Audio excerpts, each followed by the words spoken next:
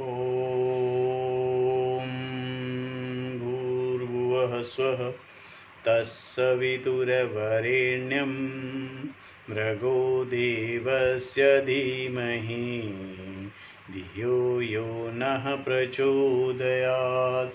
ॐ शान्ति शान्ति शान्तिः। श्रुतिस्मृतिपुराणानाम् आलयं करुणालयं नमामि भगवत्पाद शङ्करं लोकशङ्करं शङ्करं शङ्कराचार्यं केशवं बादरायणं सूत्रभाष्यकृतौ वन्दे भगवन्तौ पुनः पुनः। ॐ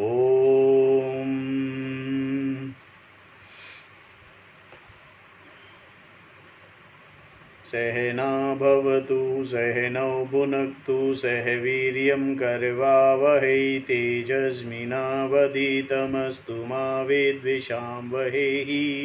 ॐ शान्ति शान्ति शान्तिः। ॐ त्वमेव माता च पिता त्वमेव बन्धुश्च सखा त्वमेव विद्या द्रविणं त्वमेव सर्वं मम देव देव। ओम गुरुदेव भगवान शिव शंकर भोलेनाथ कैलाशपति महाराज की जय। भगवान व्यास जी महाराज की जय। शंकराचार्य भगवान की जय। स्वामी चिन्मयानंद भगवान की जय। स्वामी दयानंद भगवान की जय। स्वामी प्रबुद्धानंद भगवान की जय। स्वामी शुद्धानंद भगवान की जय। माता पिता की जय। सभी गुरु देवताओं की जय। सभी गुरु देवताओं की जय। श्री कृष्ण गोविंद हरे मुरारी हे नाथ Narayan Vasudeva.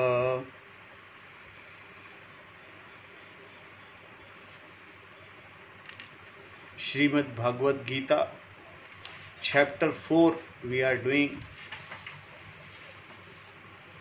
We have seen verse number 6 yesterday.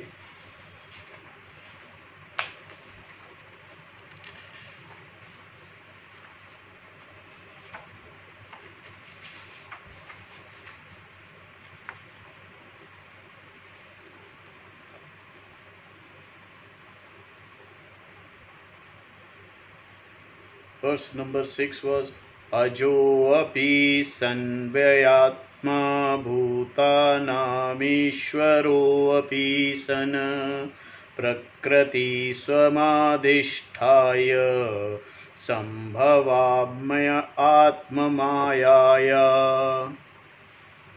Even though being one who is unborn, one whose knowledge does not wane, and also being the Lord of all living beings, still wielding my own Prakriti, I as though come into being by my own creative power.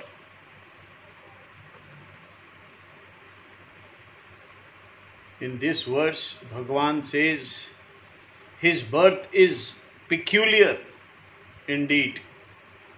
Being one who is never born, he as though comes into being. Also Krishna describes himself here as one whose power to know does not wane or decline, as avyayatam vavyaya atma, meaning one for whom there is no state of ignorance or delusion. We can also say that being one who is never born, he is not subject to death either. We have seen in last class that God is not born. He takes the form. He takes the form when all the punya, good people's, because of good people's prayers and punyas, God assumes a physical body.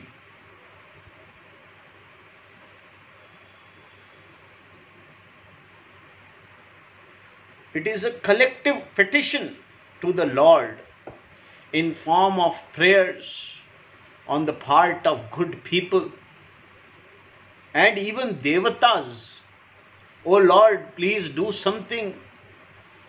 Please come and remedy situation. It is only then God takes a form. He is not born. Jiva is born due to its prarabdha karmas. God is not born or he takes a body because of any karma, because no karma bounds God. God is beyond kartavyam, karma.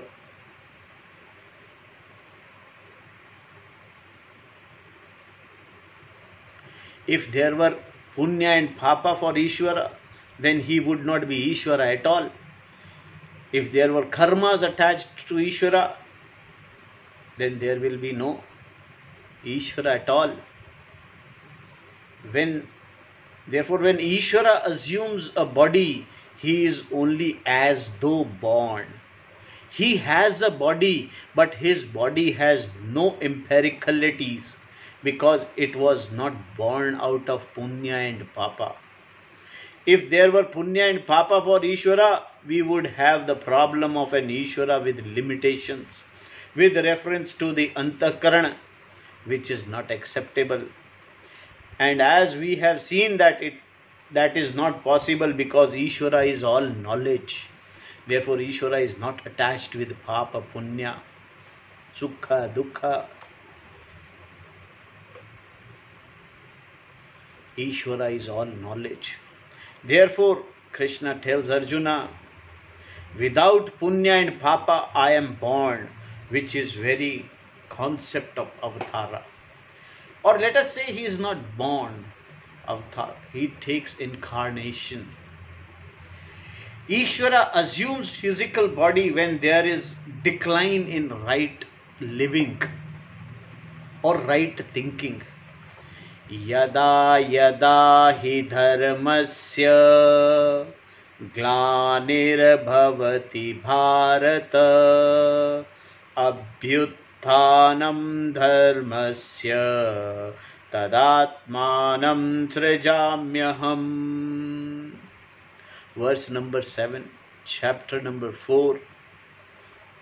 Bharata, O descendant of Bharata, Arjuna, yada yada, whenever he indeed dharmasya or dharmasya of right living, glanehi decline, adharmasya of wrong living, abhyuthanam increase everywhere, bhavati is, tada then, aham I, atmanam myself, srajami bring into being, assumes a physical body.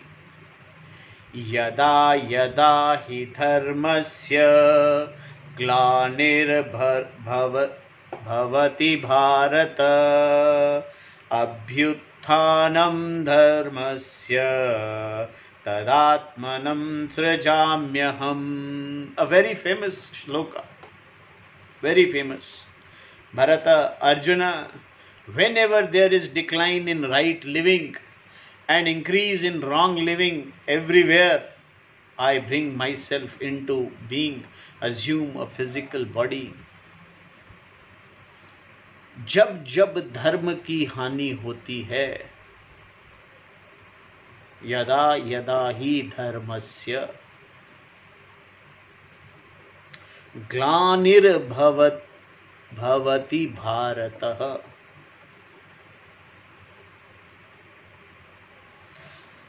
धर्म की रक्षा के लिए अभ्युत्थानम धर्मस्य, धर्म की स्थापना के लिए तदात्मानम सृजाम्यहम, I bring myself into being. मैं अवतार लेता हूँ, मैं फिजिकल बॉडी में जन्म लेता हूँ. We saw in the previous verse that Krishna's birth represented the concept of avatara. Even though he is unborn and therefore not subject to death, there being no birth or death for Atma, and even though he is Ishvara, the Lord of the entire creation, still by the power of his Maya alone, Krishna was as though born. Without being subject to his own dharma and adharma, punya and papa, he was as though born in this particular form. The creation is Ishvara's form, and in that creation, jivas are born. From the standpoint of consciousness, Chaitanya, there is only one Paramatma. Thus, consciousness being one, each jiva is Paramatma. Each jiva is Paramatma, Brahman.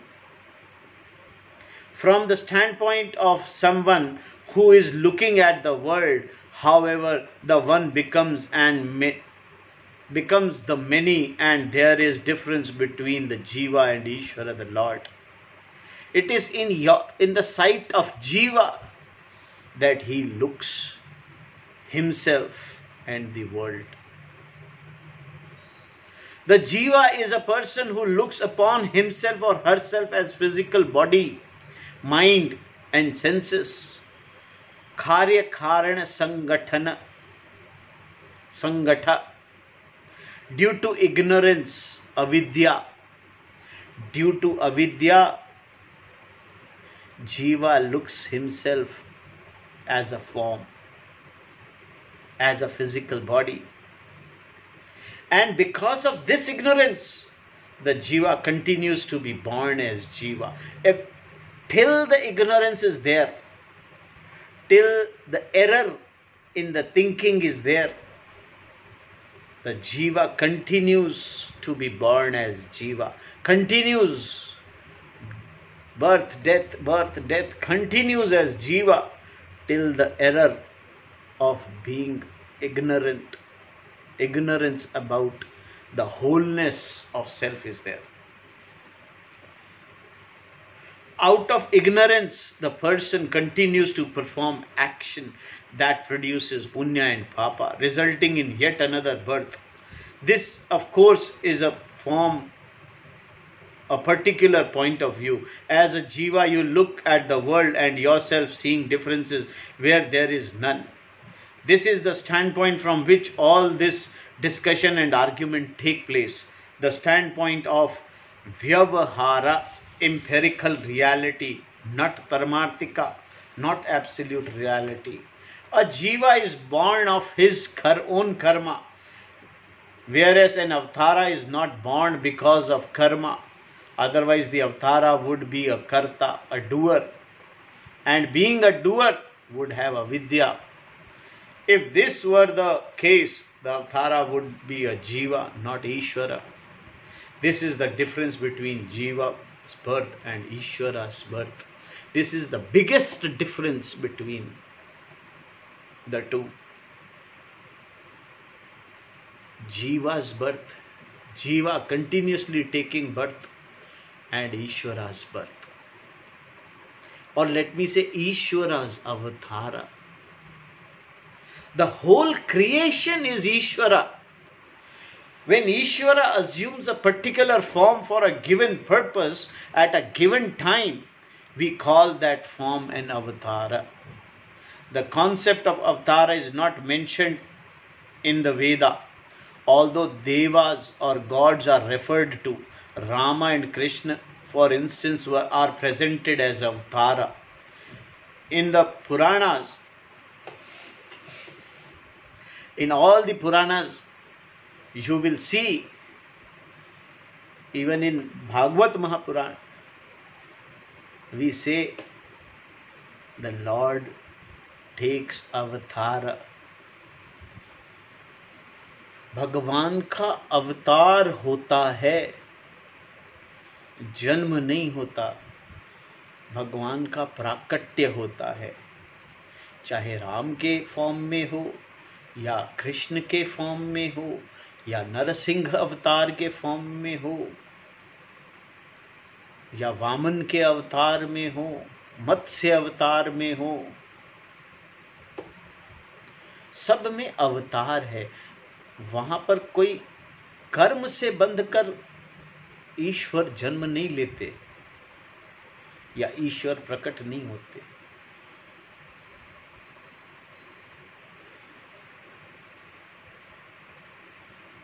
Ram and Krishna, for instance, are presented as avatars in Puranas. But for our purpose here, it does not matter whether Vyasa put the wisdom into Krishna's mouth when he wrote the Mahabharata, or if a historical Krishna actually did the talking. If we look upon Mahabharata as historical, as is generally the case, then Krishna himself talked. The word itihasa, meaning it ha asa, iti ha asa. This is how it was, gives the epic a certain historicity. However, it is also recognized that many of the stories found in Mahabharata have been spun around actual historical events. The Mahabharata is also considered to be a poetry, just as Ramayana is both historical and poetic. This means that the poet has the poetic license to create the rasa, the aesthetic values and different kind of situations at will. Like in Ramayana, we find Ravana with 10 heads and Hanumana who talks in the form of a monkey.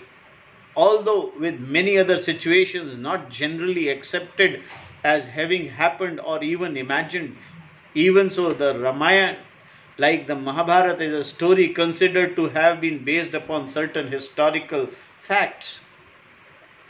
Krishna then is presented as an avatara, which is something like an actor who appears on a stage.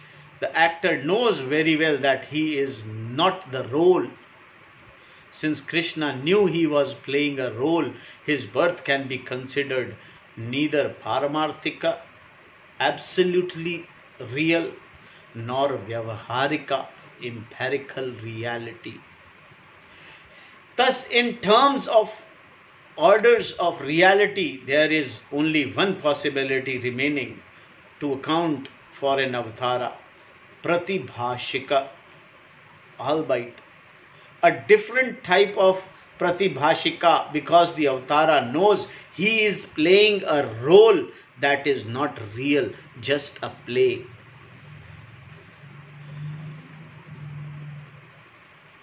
Like in present Bollywood, the hero knows that he is playing a role only. He is not actually that character. Amitabh Bachchan is not the character police officer Vijay. He is just an character. He knows it. He is Amitabh Bachchan. Similarly, a jnani performing an action does not look upon himself or herself as a karta. This means there is no real vyavahara for a jnani. For his or her standpoint, there is atma. Everything is pratibhashika.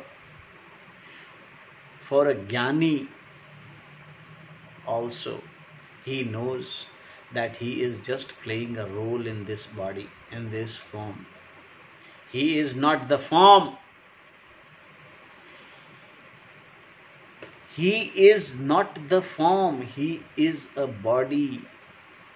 This form is playing a role.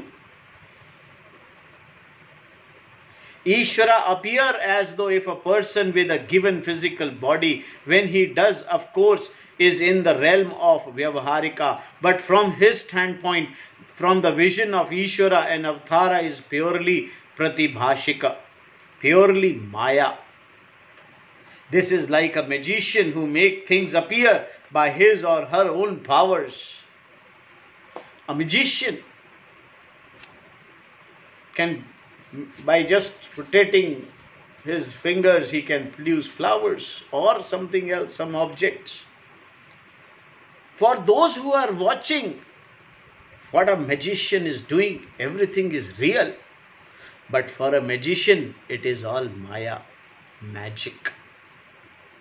Because this is the kind of birth being discussed. The question about when and why naturally arises. When is Ishvara born? How often is he born? Is he born daily? Is he born every century? Or is he born every other day in different places? How is he born? What are the reasons he born? These are to be addressed in this verse and the next one. Because here he says, I take the form. Because human beings enjoy free will, there may be abuse which can lead to destruction of law and order, dharma. When is dharma destructed? When in human form, humans have free will. Because of this free will power, humans are only tend to do adharma. No other power, no other form, no other creation has this power of will to do his or her own karma by will. This will, if not done, the karma with vivek buddhi creates adharma. Vivek buddhi creates dharma. The karma done with vivek buddhi is dharma, and karma done with avivek buddhi is adharma.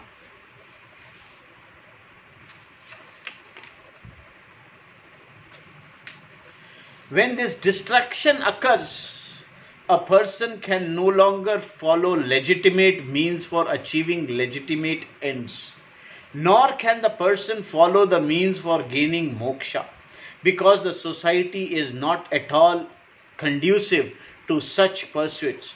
So, for majority of people to pursue prosperity legitimately, there must be an order, an infrastructure, a structure of law and order. We can see this in simple game of football. If no one follows the rule of the game, there is no game. Suppose the player disposes of the referee and blows their own whistle whenever they are not winning. How can there be a game? There is no football played. There is only it is free for all. Similarly, the game of life cannot be played and enjoyed if there are no rules. Living in discipline is dharma. Indisciplined living is adharma. There has to be rules for free will. For freedom, there are rules. If you want to enjoy freedom, then you have to follow certain rules. If you want to enjoy the freedom of doing things, then you have to follow the rules. You have to follow Vivek Buddhi. And you know the rules. Right in the beginning of this Gita, we discussed that every human being know what is right and wrong. There is no human being, no human mind which can be taught what is right and what is wrong. Even a child knows that fire is hot. Just once it will try, and next time he will never go towards the fire. He will never in his entire life to try to touch the fire.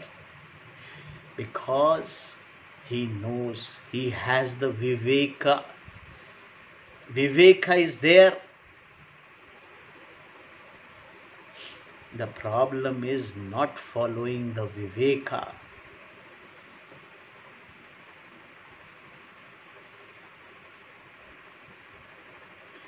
In your own home, there are certain rules required.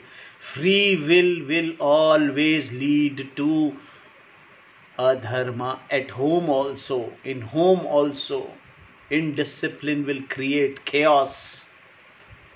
Indiscipline is going to create chaos in home, in society, in your district, in your town, in your state, in your country, in the world. When the entire world is full of this chaos, this adharma, then God comes. Then God takes form to reestablish and to correct the error. That please think from here, your Vivek Buddhi. This is why there is a discipline required at the very initial stage of home. Even discipline is required to maintain this physical body. Everyone should know and understand why this form is given, why there is a reason behind this form being given. With the buddhi, with the power of will to do karmas, because the karma which is to be done is to correct the error. If this error is corrected, this is the only form in which this error can be corrected. In a home, certain rules are required so that daily life can proceed in an orderly way. If these rules are not followed, there will be no home, only a mess, only a chaos. Society is the same. It is true that there will be some foul play, as there is any. If there is a game, there is going to be foul play. But if the majority of players refuse to follow the rules, the problem becomes enormous and cannot be ignored. This kind of problem is called dharmasya glanihi, the decline in right living. Adharmasya dharmasya glanihi. The infrastructure for human behavior is based upon one's free will. When this free will is abused, at every turn something drastic needs to be done. To put things in order requires a drastic action, and that drastic action is done by Ishvara alone. Although Ishvara himself does not really decide to do anything, like action with drastic action is a result of karma phala. Of another action, a total action, everyone's prayers, a total prayer. When people who want to follow dharma suffer at the hands of others, they find it impossible to follow dharma. As a result, moksha is not possible. When such a situation occurs, everyone prays because they want something to be done. Adharma is the real cause for destruction of dharma. Strictly speaking, dharma is not something that can be destroyed. It is not something that can be burnt up. For example, dharma is not a thing. It is a value that people follow. Only in these terms, then can dharma be destroyed. If people do not follow dharma, then dharma is said to be destroyed. Dharmasya glanihi bhavati. Also, the cause of the destruction of dharma is not merely the failure of people to follow it. All that really happens if people do not follow their dharma is that they do not get certain results.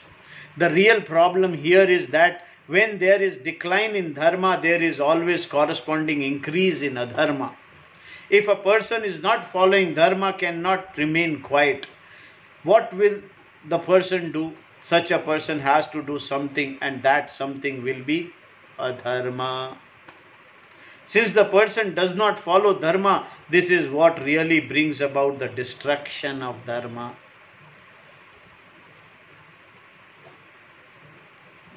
If the law and order are not followed, and if values are not respected, an increase in adharma, adharmasya abhyuthanam, will be the natural result. There will be a rampant, flagrant adharma everywhere. It means that people will be following adharma, not dharma. What can be done in such a situation occurs? If such a situation occurs, then what is to be done? Understanding who is going to do adharma. The one who is not going to do dharma. The one who is not willing to do dharma will do adharma. There is no question. He will not sit quietly. The one who is not doing dharma will do adharma. That is it. There is no question. There is no third thing that he will sit quietly. No. No one can sit quietly. If one is not doing his dharma, then he is doing adharma. Let us understand this. If you are not thinking correctly, then you are thinking incorrectly. There is no such situation called not thinking.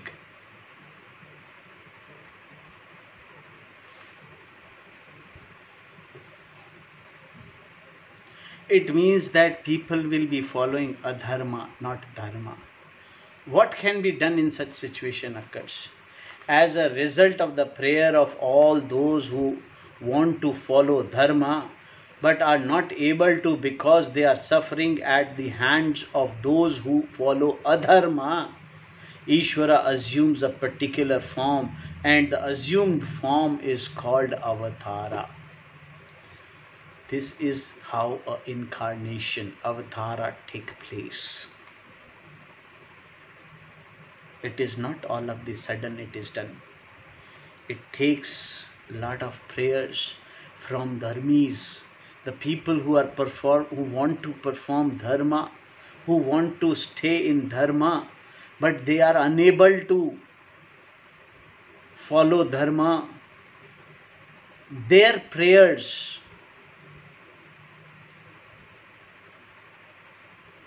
result in Ishvara taking a form, assuming a form. This concept is not important in the understanding of Vedanta. However, with reference to this particular verse, one doesn't need to know that there is such a thing as avatara, just as one needs to know that karma can be in form of rituals, prayers, and so on. What they are, how they are connected are to be understood. Vedanta itself is nothing more than tatatvam asi. The reality of the self being whole is Vedanta. And everything else is brought in to support one understanding of this fact. This is again a very big disclosure that we don't need to understand all these how and why avatara is there and what is avatara. This is just to simply understand all this.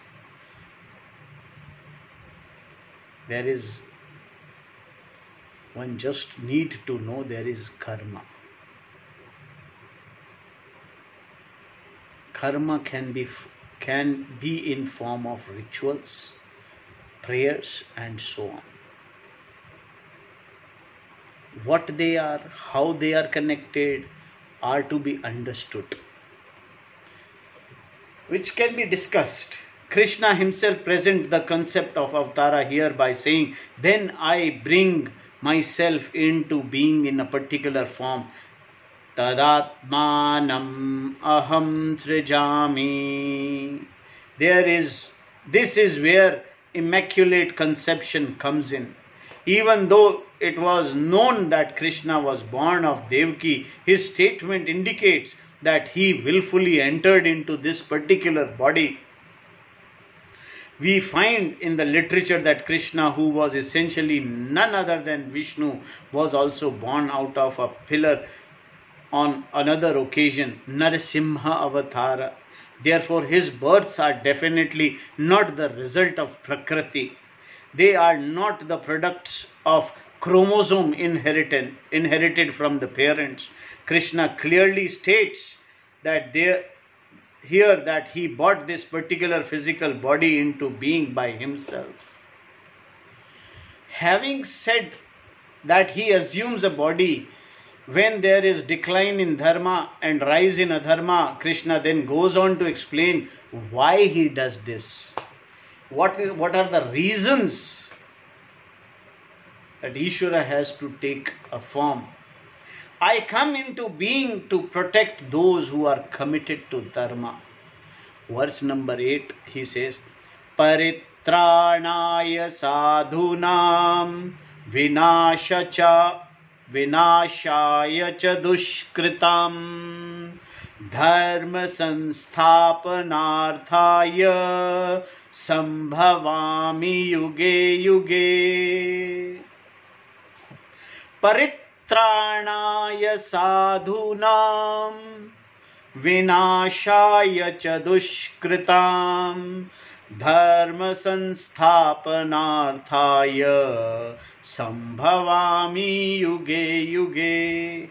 Sadhunam, of the people committed to dharma, paritranaya, for the protection, cha, and dushkritam, dushkritam, of those who follow adharma, dushkritam, vinashaya, for the destruction or conversion, dharma samsthapanarthaya, for the establishment of dharma, yuge yuge, in every yuga, in every yug, whenever there is adharma, sambhavami, I come into being, for the protection of those who are committed to dharma and the destruction, conversion of those who follow adharma, and for establishment of dharma, I come into being in every yuga. Every time, let us say not yuga, every time when there is more of adharma and less of dharma, Lord takes birth. Ishvara takes a form. Dharma sansthapanarthaya, to establish dharma. Ishvara takes birth. This is what we will see in this verse. Verse number 8. Till then, try to capture, try to understand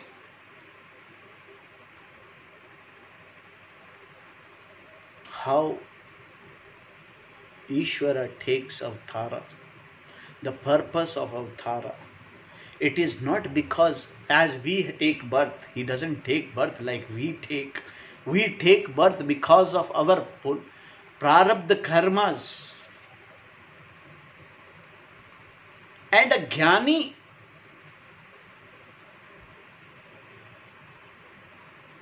who is just now finishing his prarabdha, jnani is the person who is now just finishing his prarabdha karma. When a person tries to understand, when the person understands his wholeness, oneness with the whole, he becomes jnani. He doesn't have to be born again now. He doesn't take birth. He is free from births and deaths. What happens is not the question answer. It is not the question now. He understands what is birth and death. This understanding, he corrects the error. Nothing else happens. Nothing is changed. When you look at a rope as a sarpa, there is a fear that there is a sarpa, and you are ignorant about the reality of sarpa, and then you get a jnana. You correct that error. The error is corrected by jnana, that this is not a sarpa, it is a rope. And this correction does not even a particle is changed in rope. There is no change. The Sarpa never came and never gone. With your ignorance, because of your ignorance, it didn't come into the rope, it didn't enter the rope. It was not there. When you thought it is, then also it was not there. So is the case. The Jiva is in the error, dilemma of error, that he is a Jiva. He looks upon the world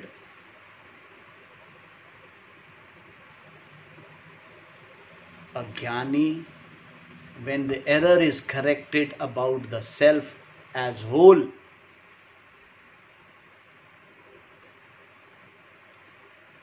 nothing changes. There is no change going to happen. It is an error which is corrected. And moksha takes place. With this understanding, with this correction of error,